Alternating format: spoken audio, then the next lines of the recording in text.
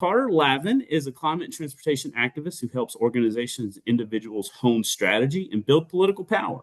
Carter has directly supported and trained nonprofits, candidates, grassroots groups, businesses, and hundreds of individuals to win on the issues that matter to them at the local, regional, and state level. He's written for Streets Blog and Convergence Magazine. He lives in Oakland, California, and is a co founder of the transportation advocacy group Trans Bay Coalition and the board game design company Serious Mischief, which I'm going to need to ask about like at some point because we can't just have that in the intro and not talk about it. But Carter, welcome. We're glad to have you. And Thank yeah, you. the floor is yours. If there's anything I didn't add on to that intro.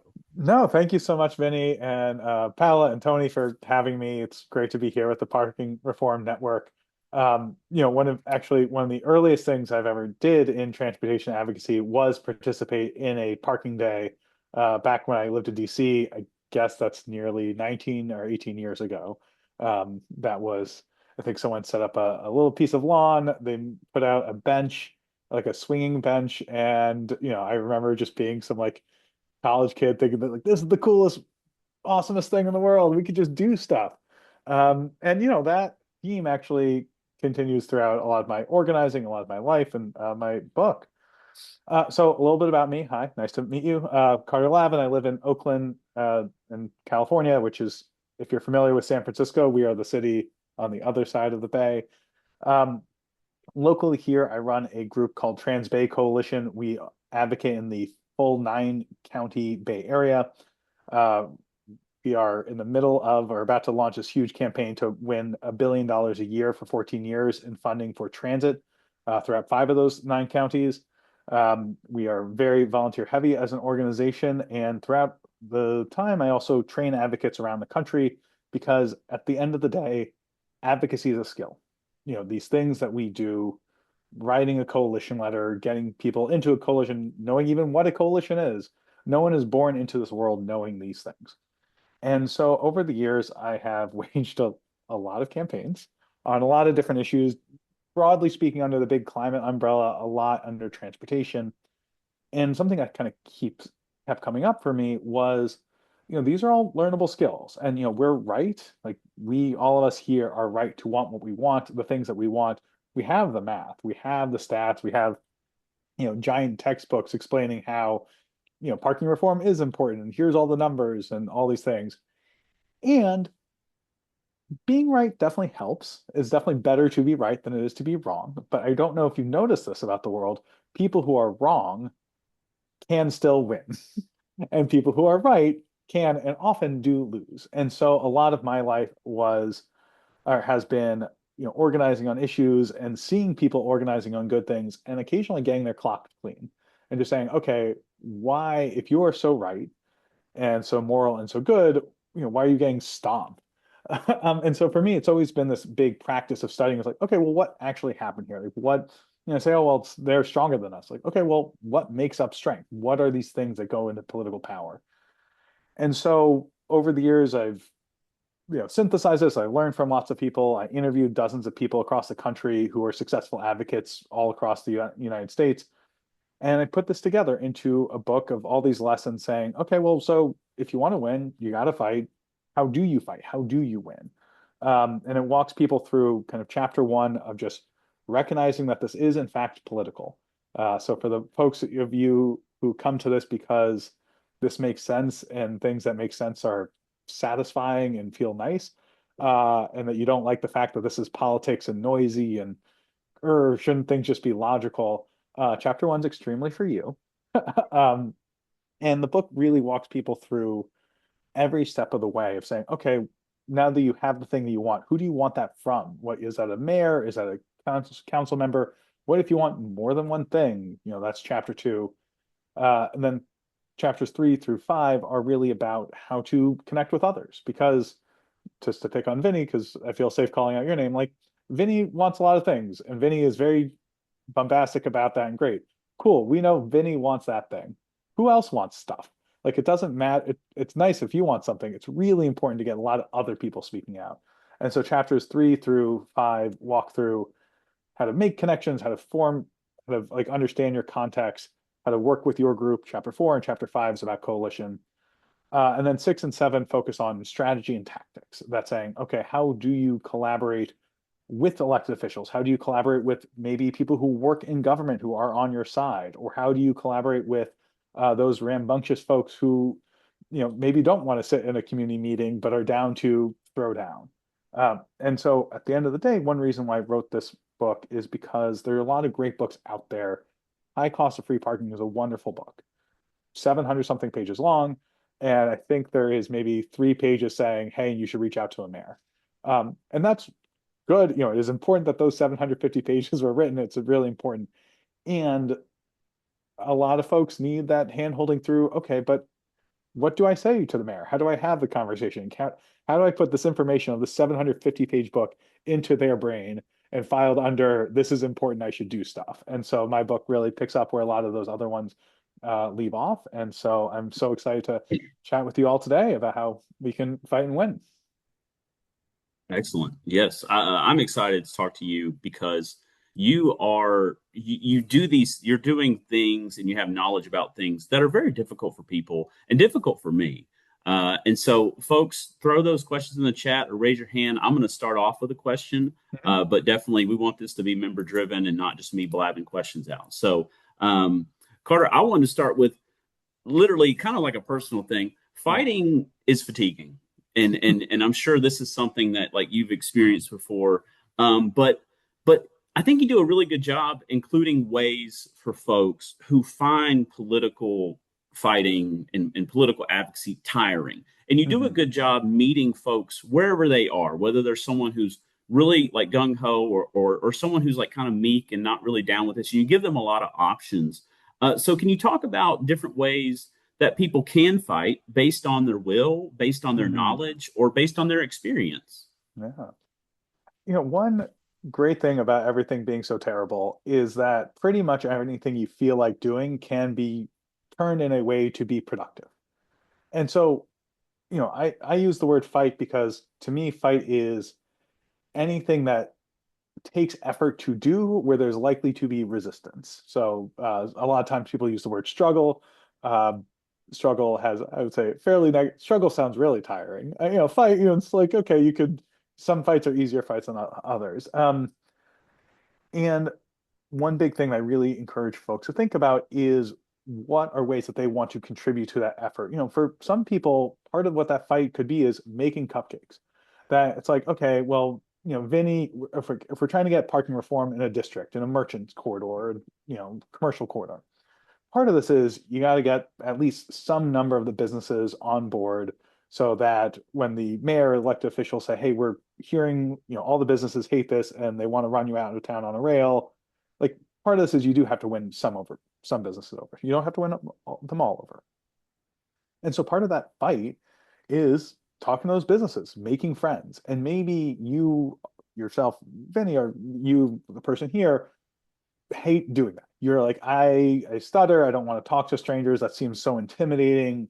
You don't have to be the person who does it. You can be the person who says, hey, I checked their hours and here's the time to go. That, look, the last thing a small business owner ever wants to do is talk to someone when they could be making money. Like Mhm. they, talk to them in their off time. Come to them after the lunch rush or before, maybe not even before the lunch rush. And so one thing a volunteer could do is say, oh, here are the 10 businesses, here are the times. I recommend hitting these up. And here's some stuff that we think they might care about. So just prepping it, saying, who is the person, who is that chatterbox who loves nothing more than talking to a bunch of people? And one thing you could do is say, great, here's the information for you to know. The other part about this is, and that to bring it back to the cupcake thing, like, and one thing you could do is say, and here's our cookies or cupcakes or whatever. So when you're showing up at the shop, probably don't bring cupcakes to a bakery, but like when you're showing up to that place, you say, oh, hi, by the way, we made some baked goods where, yes, we are literally trying to butter you up. And that's fine. I think the other part about this is because there's so much work to do, a person doesn't necessarily have to do the stuff that they don't feel like doing or they are terrified of doing. For example, in the United States, a lot of communities like, and this happens all over the place. Like in the United States, there's a lot of multilingual communities. you don't have to learn a different language to go advocate successfully. It is very helpful if there's someone else in your group who does speak that language, like just very literally speaks that language. And so much like how you maybe don't feel that, oh, you have to learn a language to do this thing, like you don't have to learn to code or learn to read a 500-page PDF of understanding, parking policy and things like that. You need to make sure that someone in your crew does, or else your crew won't have that. But I think one big part of this, and kind of embracing the fight, as I talk about specifically in chapter 4 about working with others, is recognizing, is like thinking as a team, saying we as a collective need to talk to these businesses. We as a collective need to be able to read these parking planning maps. We as a collective need to be able to get this data. And so different people can do different things in that. Yeah, it's what I hear is like working. Everyone can have a role, working to people's strengths, Mm-hmm. matching personalities with roles, and Yeah. most importantly, and something I definitely want to ask later on is just how you emphasize you can't do this alone, and Yeah. how many people do. They try and they fight and they're alone, and it's like you got to recruit folks. And so we got a few questions in the chat that have come Yeah. through, which thanks folks. So Evan asks, is there a simple thing that you often see people get wrong, especially interested in the context of planning professionals? Yeah. So in general, the thing to where your point, I think the thing that people get wrong the most is trying to do it by themselves. Is saying, I know I have the thing, I have the PDF, I got the email from Parking Reform Network. Let me, take the case study to the mayor and say, hey, you're wrong, I'm right. Everyone else around me is wrong. I'm the only one in town who's right. Join me. Because it doesn't matter how right or wrong you are, that for elected officials get elected. If you say, hi, I'm alone here and everyone else is going to hate you, join me. It's a lot easier for them to say, no, I'm not. I'm going to stick where it's popular and it's politically safe, and I'm not going to do that. And so a classic thing that people just do wrong is think that like being right is enough. And it just isn't. If it were enough, the world would be a very different place. The other part, and that coming from the planning professional standpoint, I think one part that happens similarly is when people are in the government, a lot of times, how do I say this? I'm being recorded, so I got to say this nicely. When people work in government and they're like the good person in the public works department or planning department, a lot of times they can be easily set to be in opposition to the community members who also want something. Because community members want a thing, they go and they say, "Hey, rah rah shishwimba, give us this thing now," and they get the meeting with the friendly person. And the friendly person needs to convey, yes, I'm the planner. Yes, I get this. I'm not all powerful. I do not have a magic wand. If it were up to me, we'd have the thing. And a thing that folks need to do, which chapter 6 of my book focuses on, this like inside outside collaboration, is partnering with the outside. And that doesn't necessarily mean, there are various restrictions. So maybe you don't say, oh yeah, the mayor sucks and they're never going to approve this thing. But as the planner, you could say, hey, look, just want to let you know, outside advocate, that the mayor asked us about what the business association said, or the mayor didn't ask us about the business association. They asked what these 3 businesses said, and just thought you should know that. And then you say, okay, great. Instead of making cupcakes for every business on the street, I need to make it for those 3 businesses, or I need to like start working my way through there. And so thinking of yourself as alone is a really common mistake folks have. And I get it, because it is very easy to feel alone, which is why chapter 3 of the book focuses on context and connections. That, you're you might be the only one in your town who is also a member of the Parking Reform Network. That does not mean you're the only one in your town who wants your town to be more affordable, more accessible, more vibrant, more economically healthy, or any of these things. It just means you're the only one here. And so there's all these values that you have, and those values are shared by others. So finding those other people, connecting with them based on their language, the way that they talk about what they care about, that's a key part to starting to build out your team. Okay, so I feel like we have a couple questions that go really great together with what you just said. So, Mm-hmm. Jonathan, I'm going to come back around to yours because I want to hit these about working with others. And Mm-hmm. so Wendy says, I've noticed that people want it done, but don't want to be part of the doing. How do you enroll people? And then also Lindell or Lindell, how do we find other people to partner with? So I feel like those are kind of in the same ballpark. So can you address both of those? Yeah, these are big pinatas of a question. To go with the first one of I believe it's the little red hen of who wants to help me, you know, make the cake. Well, I don't know. Who wants to help me eat the cake? Well, everyone wants to help with that part. Um, there's two big parts of this that I think about, which chapter four like really focuses on. One is it is our job to make it easy for people to help us. And I know that that can be hard. I know that can feel like it takes more work than it should, and then you want to put in. But it is an essential part that we are building relationships all the time. And part of this is saying, okay, if someone says they will help, and it's so tempting to say, great, can you make a flyer, print it out, and pass it out? Great, I don't have to think about flyers. Here you go. You're now in charge of flyering. And some great people will be like, great, cool, I'm on it. Thank you. I can take it from there. A lot of people, though, the question is if they say they want to help and you say, can you flyer? I will drop off the flyers at your house, or you can join me on a day and I will teach you how to flyer. And really doing that work to slow down to make sure a connection's actually made so people can actually start putting in the work is really essential.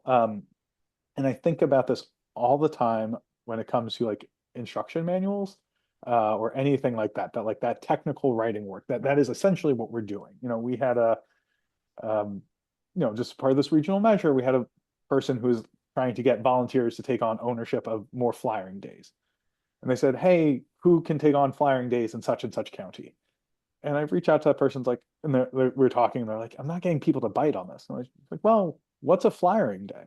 Is that 24 hours? What does it mean to take lead on that? Does that mean print a flyer, lead a flyer? Like I've never done like that's all these things are big stuff and you have to break it down. And I think one thing that's really interesting about the advocacy space is we don't know other people's skill levels. Like there's not oh, I'm a double plus lambda stripe advocate. And you're like, oh, okay, I know that you've written a coalition letter and da da da. Like we don't know that about each other. And so assuming I kind of come to this place of assuming people have almost no experience and am always pleasantly surprised when someone says, oh no, I know how to do like I was like, great, okay, there's no reason you'd have to know that. So helping onboard people. And there's I think a big part to working with your team is kind of creating a culture of we are helping explain to each other, we are learning, this is a collective place of learning, so that people say, hey, I will take on that thing if provided this structure or if provided this support or if someone shows me how to do it. The other part of that is uh, organizations or groups or advocacy campaigns, like they exist to do stuff. And so if a person says, look, I'm not going to do that, but I'll do this other thing, and you might come and say, well, I don't want you to do the other thing, I want you to do the thing I asked you about. It's like, well, tough. Like you're not paying them, you're not doing, you have no coercive power. You can maybe try to shame them and they'll work for like 5 seconds before they decide, oh, it's just easier to not care about what you think than it is to like feel guilty or whatever. And so then the other part is saying, okay, what is a person going to do? How do you make that into something that's productive? How do you say, okay, given that you will only work from the hours of midnight to 3 a.m. when you're just like really hopped up on caffeine, here is maybe not a writing exercise, but here's like a data acquisition thing that you could do, kind of coming up with stuff for folks. I think that's a really key part of that. And then there was a second question about, how you find people to work with. Yeah. Yeah. Are we talking like individuals or are we talking groups? I broke those out into two different chapters because it's a very key question. It has really different answers depending on if we're talking like the local Baptist church versus, Janet over there who might want to help. Yeah, yeah. They didn't specify. They just said, "How do we find people to partner with?" So, if you want to maybe Yeah, kind of do something a little general there, sure. I mean, I mean, they said people. They didn't say that's groups. beautiful. So, and So Lindo, if you a want to big thing is explain, you that's talk fine to, too. yeah. So a big thing is you talk to strangers. Yeah, You have no idea. Like this is, scary. yeah. I mean, Vinny and I met 20 minutes ago. Like And a we're now big, best friends. Like, exactly. We were talking holiday movies. It's great. Um, a big part of advocacy is saying like, okay, I don't know you. Guess what? Pass them a flyer. Say, hi, do you want our town to be a better place? And the person's like, maybe. What do you think is a better place? You're like, good question. Let's talk about it. And you're going to find the vast majority of people are too busy, are not engaged. Chapter 4 talks about this. Like, the vast majority of people are going to be like, cool, and keep walking. Much like how you have probably walked by someone who said, hey, I need you to sign this thing to help save the insert whatever here. And you're also going to find people who say you're ridiculous, that this is a terrible idea. Why would you do that? And you're going to find nice people who are like, oh, this is cool, or I saw a thing. And so part of how we find people to work with is by shining a brighter light, by being a beacon, by saying like, hey, folks, here's this big campaign. One of the campaigns that I talk about a little bit in the book in my city of Oakland that we pushed for was we have a really huge traffic violence epidemic. We were making a lot of progress on it, but a few years ago, we made a proposal. We put out a proposal with a petition, a coalition letter saying, "Hey, let's shift like 1% of the Oakland Police Department budget into the street safety department." Like in theory, if our city says violent death is bad and we should prevent violent death, both of these departments prevented, we should maybe spend vaguely related amounts, saying like, okay, well, if it's 30 people being killed or 40 people being killed by cars, we should probably spend toward that. And then we made flyers and we passed them out, and you found a lot of people who, really care about these topics or learn to care about these topics. And so, it's how do you make a friend? You be a friend. So how do you find people? You talk to a whole lot of people. A lot of people aren't going to respond because that's just life. And then when someone says, "Hey, that's interesting," you say, "Great, let's work together." How, and try not to overwhelm them when you're like so excited that you found the person. But make yourself a magnet. Yeah, that's helpful. And what I heard was, you know, speaking to folks, but then also like getting rid of some of those unknowns. People don't like unknowns. Hmm. When I was first approached about doing some of these webinars and things of parking reform, I was like, oh, that's a lot. I don't know what all entails. Well, then I got Yeah, this huge document from Palo that like just explained step by step what I was going to be doing. Instantly, yeah, just felt better. So it's like get rid of some of that. And if folks don't know, I come from health. And so in health, we have this rule where, like, when we're working in the community, never work alone because you're more exciting when you're with someone else. You're more hmm bold when you're with someone else. And, hmm and people are more likely to join you when you're with someone else. And yeah, so, okay, maybe your mom or your girlfriend or your boyfriend or your sister or your brother isn't into your advocacy, but if you could yeah, just, they're kind of built in folks who have to join you on things, at least early on, is like, hey, will you just come and stand next to me while I talk to strangers? Because it helps me be better at talking to strangers. Like just stuff yeah. like that, can be little things. So, anyways, Jonathan, I'm going to get to his question. I like it because it's kind of like a reframing idea.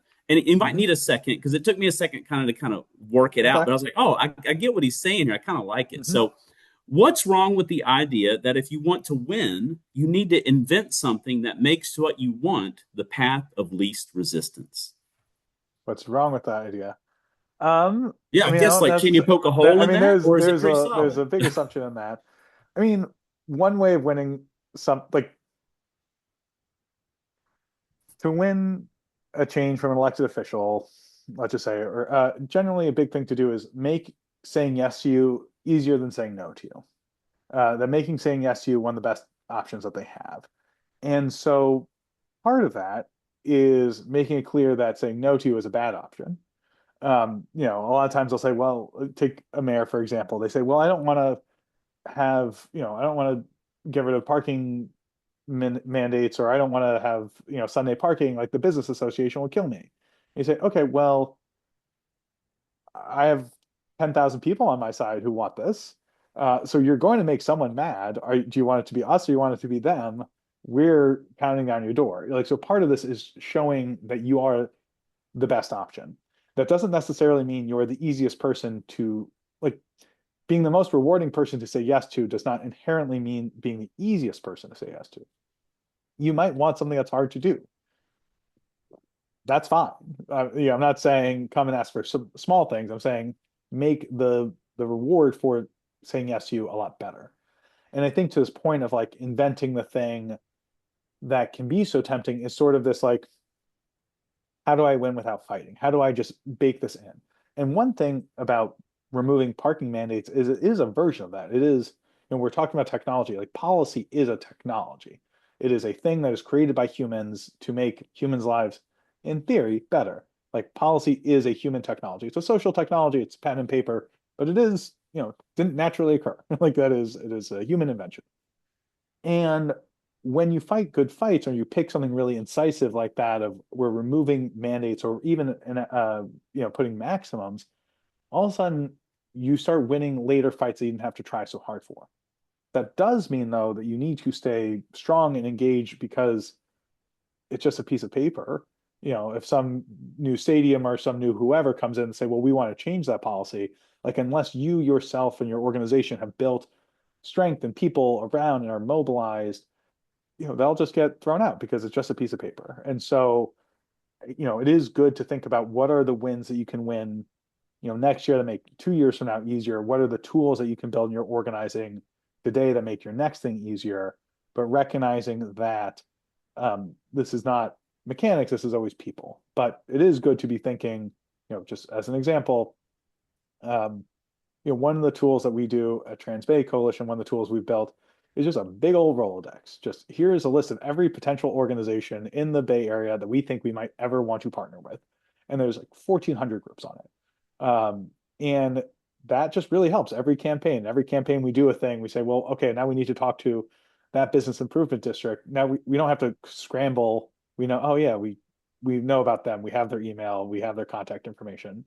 For people of a certain age, that is not a shocking concept. Rolodex is not a metaphoric thing. They're very familiar with that concept of just physically having that. For people under a certain age, they're like, wait, so you just like doxing everyone? It's like, no, we're just recreating the phone book. But those are technologies and those are things that make our lives easier. And it is important to build those tools and think about those policies while also fully recognizing that, you know, uh, you still have to do the work. Like you can buy the weights or the cardio machine, but if you don't go, if you don't, you could sit on the exercise cycle, but if you're not pedaling, nothing's going to happen.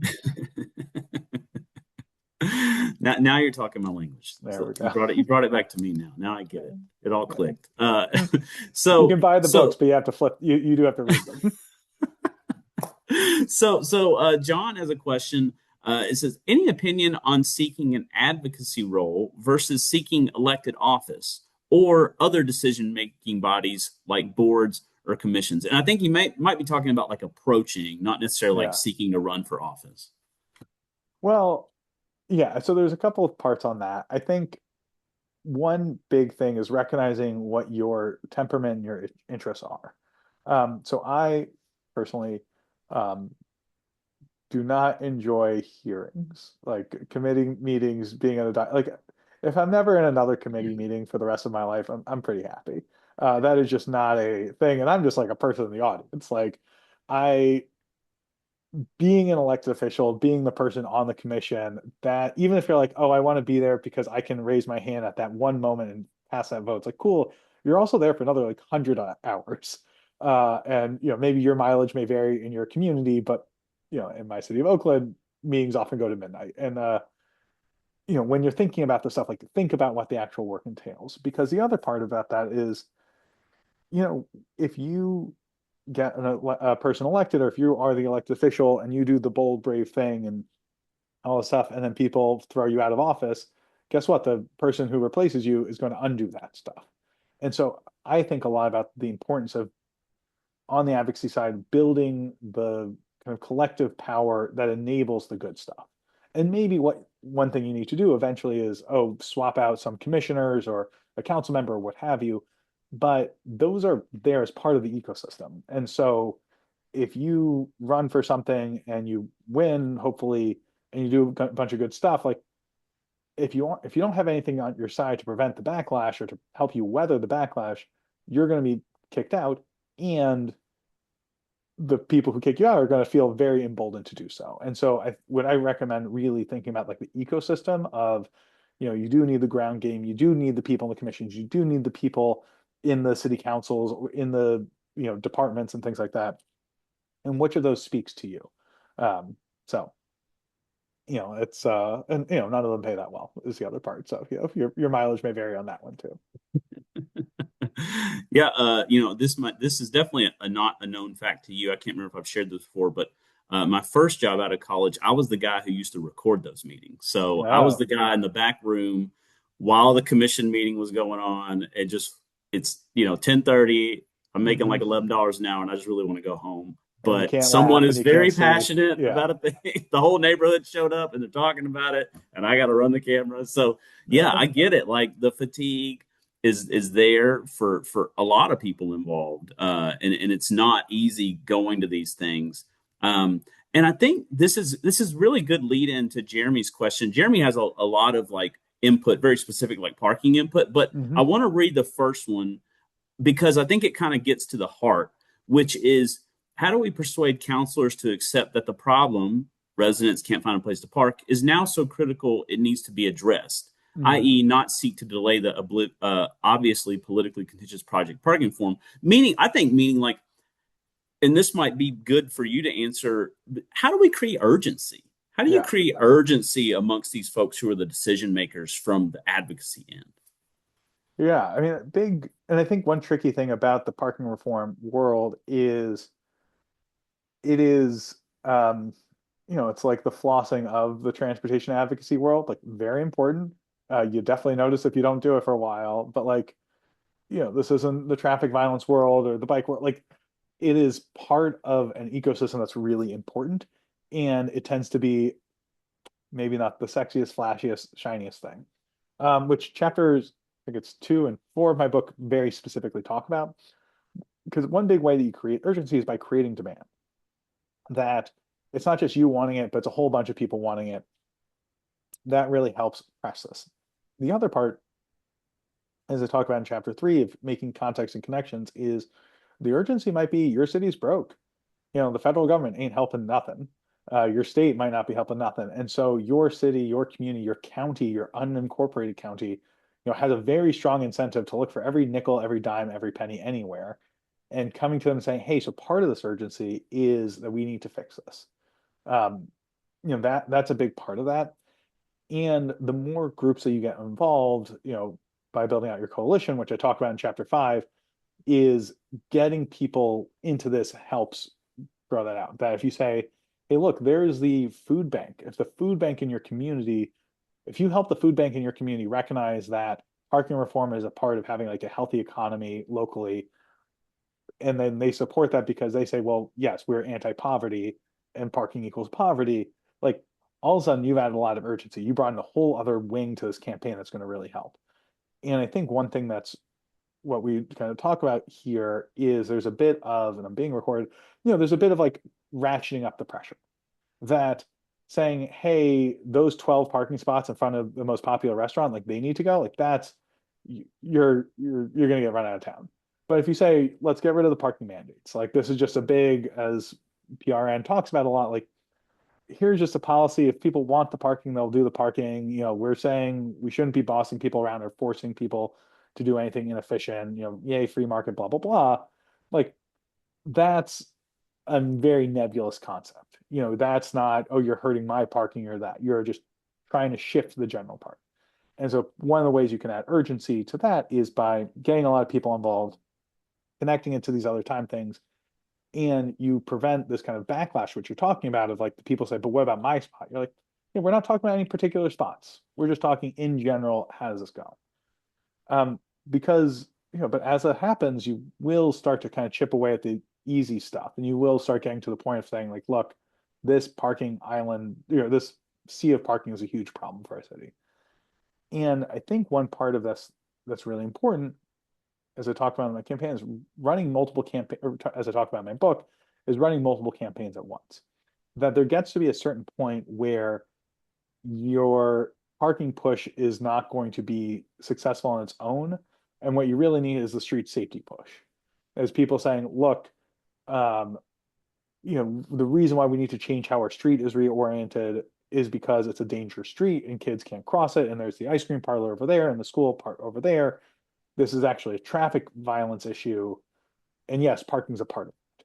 Or, hey, this is a bike issue or this is a transit issue and parking's part of that. That like we are allowed to, all of us, you are all allowed to kind of, maybe parking is the thing that you care about, but other people care about other stuff. And so you say, okay, well, St. Augustine, Florida, historic, picturesque downtown.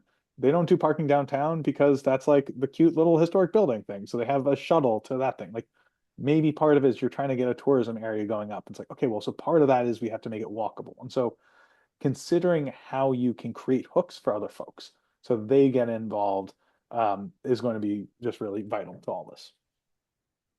That's great. And you answered something that I wanted to ask, which is perfect, which is I really enjoyed the section in your book where you talked about like how do I bring in other coalitions who are kind of related but not really related, but I Hmm. can show them how we're on the same team. And I think that's huge and that's vital because some people sometimes we're just locked in. This is my issue, this is my thing, Yeah. and we're not thinking about how I can relate with other folks. And And so, yeah, go and this ahead. is something that I think PRN does a great job of helping kind of flag these types of like general opportunities. But like the parking is I forget where in the Constitution parking is guaranteed. I think it's somewhere in the Bill of Rights right there. People get really intense about their parking. And so saying like, okay, well, the issue actually is urban heat island effect or stormwater runoff or lack of people love bees. They're like, okay, how do we replace parking spots with pollinators? And They're someone so might say, fuzzy. they're so fuzzy, they're cute, they make honey. You're against honey? Oh my goodness, you're against sweetness? I cannot believe it. And this is a thing that like parking day is so great about saying, okay, well, let's do some like one by one. We're not getting rid of all the parking where it's like, but wouldn't that spot be a lot better if it were this or that, the other thing, the troubadour hangout spot. Like a great thing about being in the PRN and doing your work is like literally anything besides a parking spot is a victory. And so that means if someone in your town's like, I want to make the world's smallest ice rink, you're like, I mean, sure. Like there's a certain like that you get to be like, yeah, sure, let's do that. Or and embracing those opportunities of when they come up that like uh there's, for example, outdoor dining is a wonderful, great thing. In many communities, it's a great thing for a lot of years. Some communities, it's a great thing for some of the year. And saying to a business like, hey, would you like free outdoor space? And hey, what the city should do is reform our outdoor parking or outdoor dining policy to make it a lot easier so they don't have to pay whatever for a parking thing. Like that's attractive. And all of a sudden now that business that didn't like you because you were trying to take away money now likes you because you're putting money into their pocket. And I think one thing that just always so important, which is why chapter 1 and 3 exist of the book, is like helping us all rethink, not rethink, like translate like why we care, recognizing that the person we're talking to, like your barber, does not care. And not in a bad way or negative, like whatever, just they don't. They got other stuff they care about. And so you're able to say, okay, well, what would they care about?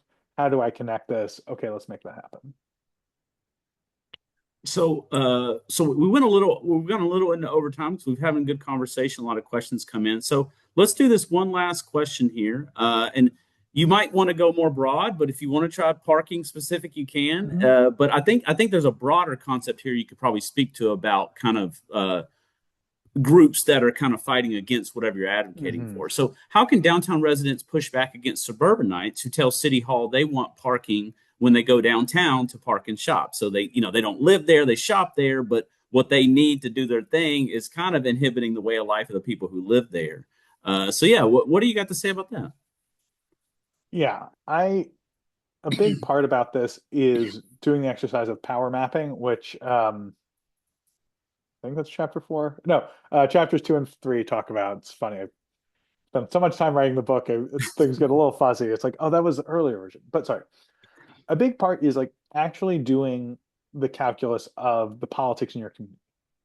And so you say, okay, well, it's the suburban people. It's like, okay, well, are we saying the suburban people in your city that vote for the mayor because you have a very large, like maybe you're a Jacksonville where like the city is like gigantic geographically, you know, because if you're saying, oh, well, they're actually coming from a different district, they don't vote for my person. It's like, okay, cool. Well, they don't vote for my person.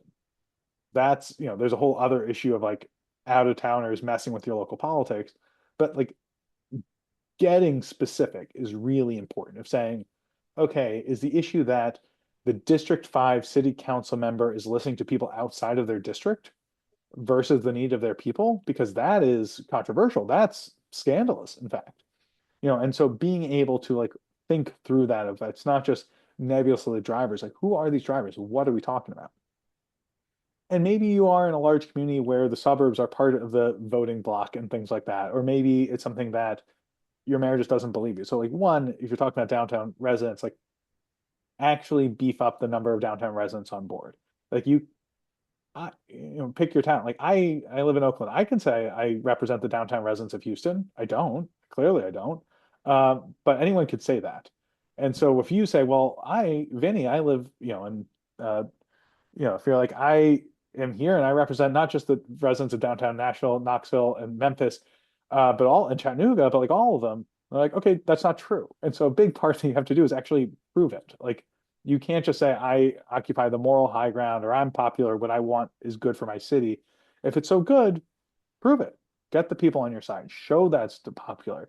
Because then what you're making it very clear is, hey, local elected official who we elect, not just like we collective, like we individually, but like we collectively, you're siding with people who don't vote for you. Are you gunning for some higher office that's not this? Like, what are you talking about?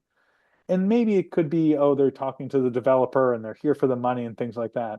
But if the issue really is they're not listening to local voters and instead listening to some out of town person, you throw them out of office, like give them consequences, which chapter 7 of the book focuses on tactics and things like that. And like you have to create electoral consequences because one of the big things is if an elected official can say no to you, they can say no to you and your friends and all your colleagues and the merchants and anyone who get on your side. If they say no to you, if they can spit in your face and get away with it, why would they stop?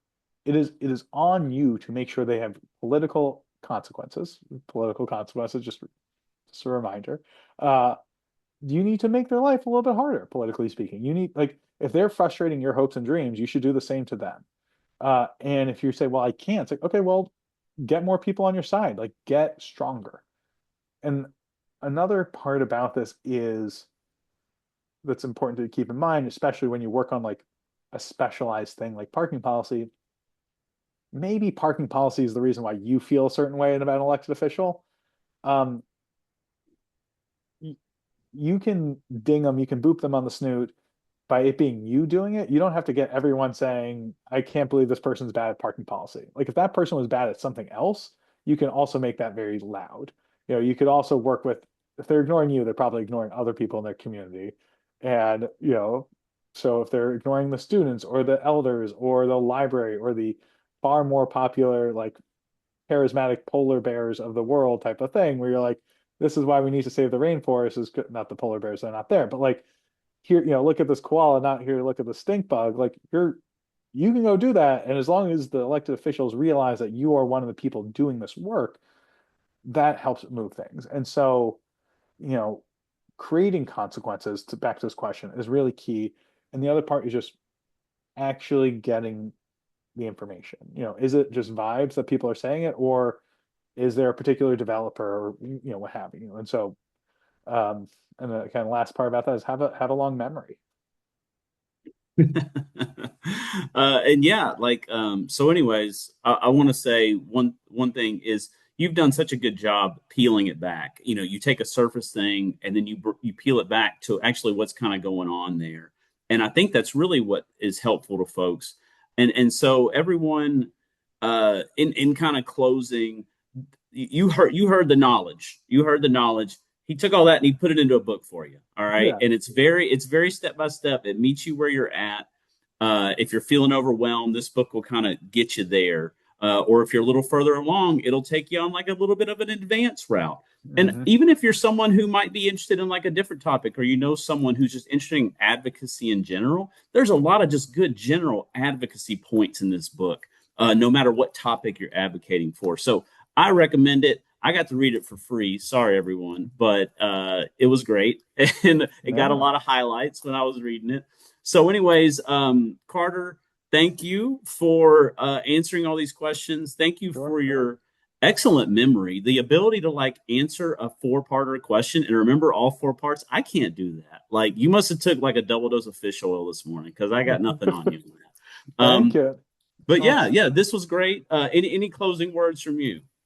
it's so great being here with Vinny, Pal, and Tony, and all of you. One thing I strongly recommend for all of you is, Tony and Paula are here to help you. They want you to succeed. They want to make sure you are winning the thing. And so asking them for help, not necessarily saying, "Hey, Paula, here's what you should do," but saying, "Hey, Paula, I need help with this thing," or "Who's got a that thing?" We're trying to come up with a graphic, a comic, or whatever. Like, lean on each other, ask each other for help. You are already so far ahead in this, in that just being plugged into something like this. And my book is here for you. Maybe, and if you want to read it for free, like Vinny did, like your local library probably has a copy, or you can ask your local library to pick up a copy. They do not like when you write in it, though. So if you are a kind of person like me who likes to write in your books, or dog ear them, or all those kind of loving things, I recommend getting a copy yourself. But in closing, like, these are all learned skills. Like, Tony didn't come out of the like Tony didn't enter in the world like this. Paolo learned some things, Vinny learned some stuff. We are always learning, and uh, not to be a little too flippant or Pollyannish, but like, we already don't have the stuff we want. Like, sometimes people say, "Why are you fighting? Why don't compromise?" Like, what am I going to compromise? We don't have the thing. Like, okay, I'll compromise. We get rid of half the parking.